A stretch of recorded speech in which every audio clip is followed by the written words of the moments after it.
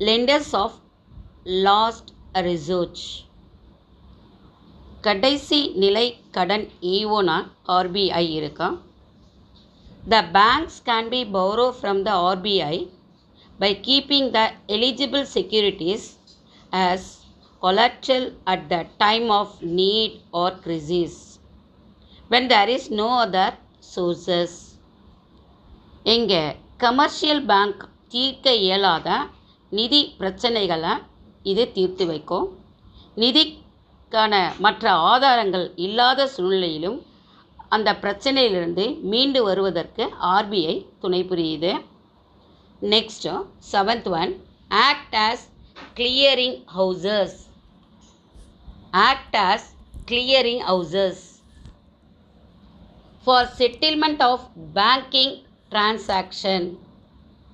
RBI manages 14 clearing houses.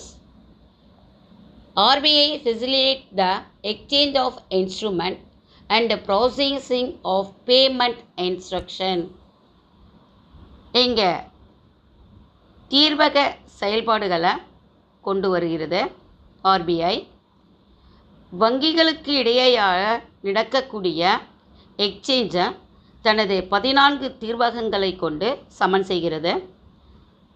பரிவர்த்தனை கருவிகளை பரிமாறிக்கொள்ள உதவுவதோடு பரிவர்த்தனை தொடர்பான அறிவுறுத்தல்களையும் செய்த வருகிறது. நெக்ஸ்ட்,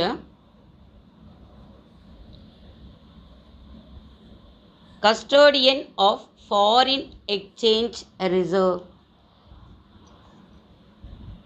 1999 அந்நிய செலாவணி மேலாண்மை சட்டத்தின்படி அந்நிய செலாவணி மேலாண்மையும் நிர்வகிப்பினையும் செயல்முறைப்படுத்துது.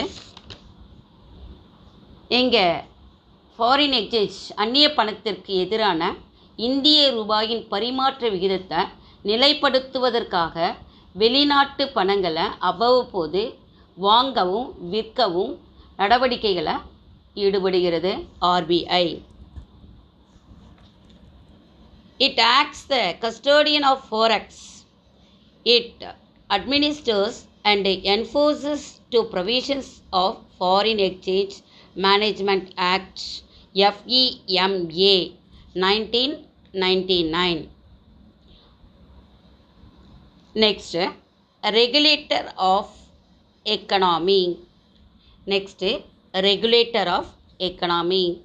It controls the money supply in the system, monitors different key indicators like the gross domestic productions, inflations, etc.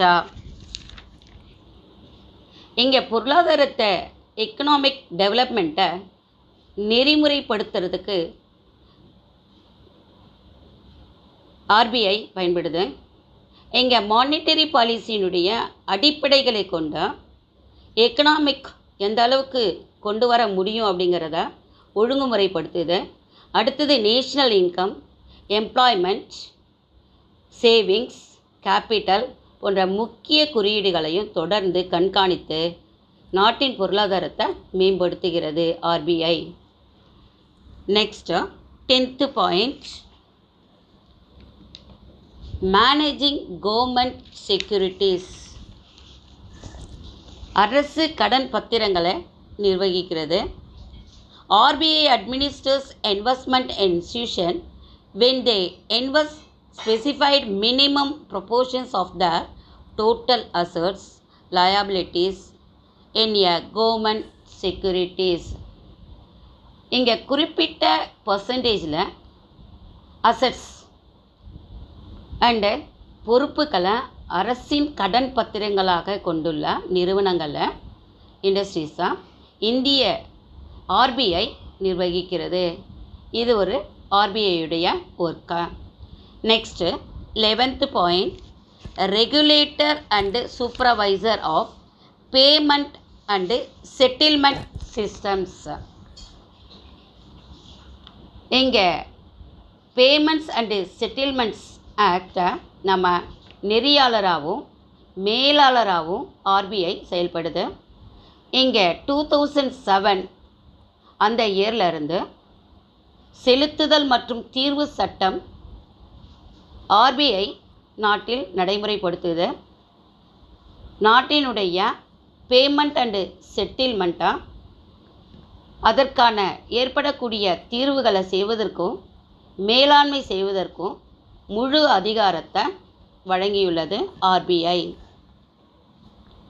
இதை தான் நம்ம regulator and supervisor of payment and settlement system அப்படின்னு சொல்கிறோம். RBI focus on the development and functioning of the safe, secure and efficient payment and settlement mechanism.